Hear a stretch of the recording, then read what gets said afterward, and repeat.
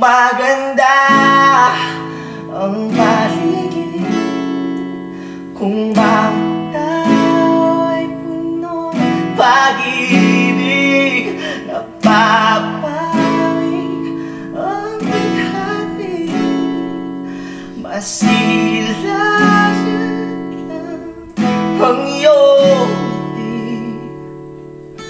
Okay, ganda isipin ang isang mundo ng pag-ibig, ang isang mundo ng pag-ibig. Ang sarap mamuhay sa probinsya, sariwang hangin, at ang sarap sa tenga ng tawa ng mga bata. Ang sarap dito tumanda. Kaya kung wala ka pang probinsya, handang tumulong ang grupo namin para mahanapan po kayo ng retirement plan, investment farm, ganun din ang bakasyonan. Kaya tara na, dito sa Quezon Province, habang mura pa ang mga lupa. Kaya sa mga nais pong mag-inquire, ayan po ang ating FB account, Facebook page, WhatsApp and Viber. Para sa susunod, kayo naman po ang maservisyoan namin. Maraming salamat po. Hello mga kaparmlat, kamusta po kayo? Ayan, nandito po tayo ngayon sa Tinambak, Camarines Sur, kung saan meron po tayong tinitingnan na beachfront na tanaw po itong Mount Isarog ng Camarines Sur. Ayan. Ano po? So, ito po yung ambience ng dagat mga ka-farmlat. Ayan, makikita kayong malalaking bangka ng mangingisda. So, ito po yung muhon niya. Ayan, bato po siya. So, dyan pumatak. So, imbis na lagyan po nila ng sementong muhon, tinatakan na lang po nila ng PLS yun. Ayan, bali ang estimated frontage nito mga 40 to 50 meters yung frontage. So maganda po yung buhangin dito mga ka-farmlat. Pino siya na white brown. So kung gusto nyo mas maganda yung ambience nung tabing dagat nya, pwede naman pong alisin yung mga bato dyan, ilagay po sa tabi or isalansan na lang or gawing recraft. Ano po? So yung karatig po wala nang kabato-bato puro buhangin na siya. So kung gusto nyo maging ganun nun din po yan. Ayan. So, yun po yung best way na pwede natin gawin dyan.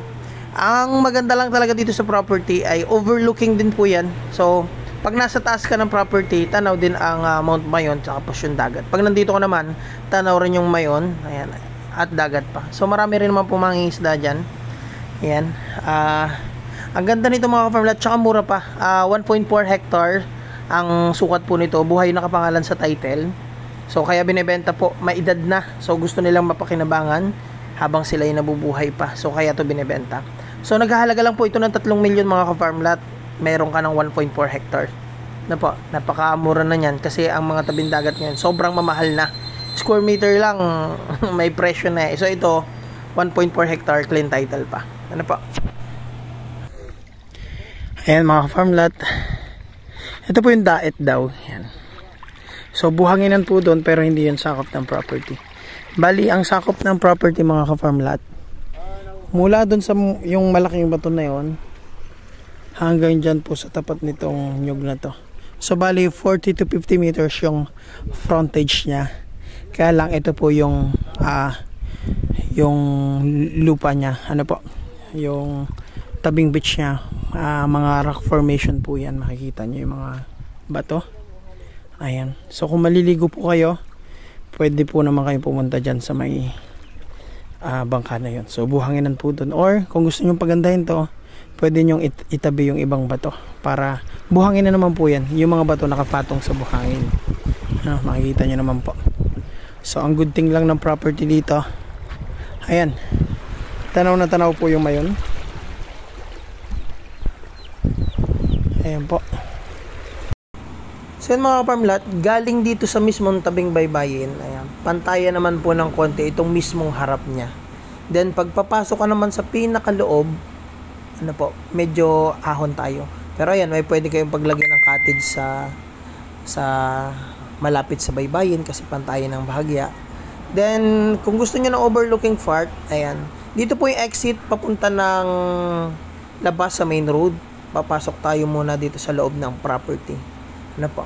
So yun mga ka-farmlat, ito ang dinadaanan natin ay medyo hili ng konti, medyo masukal yung property. So isa to sa negative part ng property, medyo masukal, wala naman tayong dapat i-expect talaga na maging malinis to, dahil kaya nga binebenta kasi hindi na po naabiyad ng seller kasi medyo may edad na. Kaya binebenta, gusto nilang mapakinabangan na. So konting ahon lang naman, bubungan na sa atin yung property na kapantayan dito sa ibabaw. So pag nandyan po tayo, napakaganda ng ambience dyan, lalo pag nalinis natin yan. Kasi overlooking tanaw po yung Mount Isorog, tanaw natin yung dait dyan. Po. So yan, Carabao grass naman yan, kaya lang, kailangan lang natin linisan talaga. Ayan. So mamaya iibabaw tayo doon. So, makikita nyo. So may itanim po yan na ilang mangga. Ayan. So ito po mga ka-farm lot ay hindi tabing kalsada. Isa sa negative part, hindi tabing kalsada. Po? Kaya hindi ganun kamahal yung property. Kasi kung tabing kalsada to, tas ganyan kaganda, sobrang mahal po nito. Ang good thing po, 1.4 hectare, clean title, buhay ang may-ari, naghahalaga lang po ng 3 milyon. Po? At sa road right of way naman, dahil yung ayun po yung dagat nga pala mga farm lot. Kaya pag nasa ibabaw ko na, yan, yung part na yan, nandyan po yung Mount Isorog. Po? Ayan. So, ito na, kapantayan po, ayan yung mangga. So, bali mga ka-farm lot, yung karatig po na lupa ay nabili. May nakabili na daw, gagawin daw pong resort. Foreigner daw po nakabili. Kaya dun sa road right of way, parang bago pa natin to isipin yung magiging daan. So meron nang naunang bumili, mas malayo pa, mas likuran banda nitong property natin sa unahan pa. Ngayon, meron na pong inusap na daw na daan yung nakabili doon mula main road papunta doon sa property. Kaya hindi rin natin problema right of way dito, at ipapakita ko sa inyo mamaya yung mga madadaanan ay maganda po, puro flat land. So, siguro po mga 800 or 900 meters yung nilakad namin from main road papunta po dito. So, ito na po yung mga madadaanan. Napakaganda po ng mga madadaanan na property kasi, ayan, makikita nyo, ang lilinis. Ayan. Ayan po yung Mount Isorog, oh. Ayan. Ito? Nagdamo din. Ay, nag-aayaga eh. Yung nasa sala, magkukupra lang. Tapos kakupra, wala na. Farm lot, ito yung road right of way papunta dun sa property. Ayan. Sa una-unahan, mula dito, mga 100 meters, sakop na ng property. Kung makikita nyo, ito po yung Mount Isorog. Kaya yung property pag nalinisan, talagang napakaganda niyan kasi tanaw na tanaw yung Mount Isorog. Tapos overlooking pa sa dagat. Ayan, continuous po tayo ng lakad papunta dun sa main road. Ayan. So, ito po, yan, isa rin to sa mga madadaanan. So, ito po yung daanan ng mga harvest pagpapalabas. So, 4 flat naman po yung area. So, yun mga farm lot, hanggang dito na lang po yung ating video at maraming salamat po. Bali, hindi pa ako masyadong familiar dun sa lugar, pero tatry natin i-check sa Google Earth para may idea po kayo kung saan ang Tinambak Kamsur. Po? So, ayan, tara po sa Google Earth. Tingnan natin. So, yan mga farm lot, ito po yung Tinambak Camarines Sur. Po? Ayan, at least may idea po kayo. And ito po yung Mount Isorog. Ayan. Mount Isorog. Ayan. Tapos, kung nandito to, ayan, nandito banda yung property. Kasi pag nandito, tanaw yun eh. Pero hindi ko lang po mapipinpoint kung saan dito yung eksakto mga ka-farm lot. Dahil hindi naman tayo taga Tinambak, hindi pa natin gamay yung mga lugar-lugar dyan. Yan, basta pag nandito sa property, pag nakaharap sa dagat, nasa left side yung Mount Isorog. So, yun po yung Mount Isorog mga ka-farm lot. Yan. Nakaharap daw po yan sa dait eh. So, ito po yung dait. Yan, Mercedes. Ayan. So, Tinambak, ang katabing bayan po ng Tinambak. Yan, sikat din po dito si Roma. Marami rin pong nakabili ng mga tabing dagat dito sa si Roma. Isa rin po yan sa dinadayo ng mga buyer. Pero yung inaalok natin, mas malapit po, mas bungad. Tinambak lang. Po? So, kung papunta sa si Roma, napakalayo pa. So, kung bibili po kayo dyan, dito na kayo sa Tinambak. At least mga ka-farmlat, may tanaw natin yung Mount Isarug. Ayan. So Tinumbak, madadaanan nyo po ay Calabanga, bayan ng Calabanga. Nasaan ba yung bayan ng Calabanga? Calabanga. Nasaan na yun? Hindi talaga tayo familiar dito eh. Saan na ba yung Naga? Naga. Karamuan. Naga, saan ka? Tigaon o Campo Baaw. Saan ba yung Naga? Hagunoy. Hindi natin makita. Tinambak.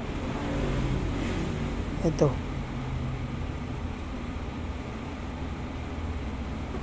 Saan ba Naga dito? Baaw. Naga. Ayun. Ito ang Naga mga ka-farmlat. So ito yung pili. Ang pili po, nandito yung airport. So kung nandito yung airport, yan.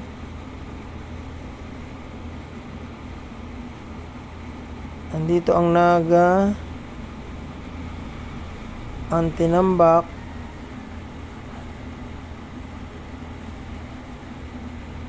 yan.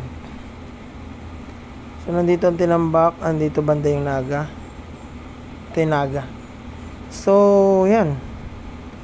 Magkalapit lang halos mga ka-farmlat. So siguro pag pupuntahan nyo yung property, pag nag-airport po kayo ng Naga, so siguro mga 1.5 drive nasa property na. Sige. Ano po? So yan. Hanggang dito na lang po yung ating video mga ka-farmlat. Siguro ang travel time niyan from Manila, kung ma-drop by kayo ng Naga airport, mas madali kasi 1.5 drive, nandun na ata po kayo sa property. Pero kung by 4 wheels mula Manila, siguro mga 11 hours yung biyahe, mga 11 or 12 hours. So yan mga farmlat, hanggang dito na lang ating video at maraming salamat po.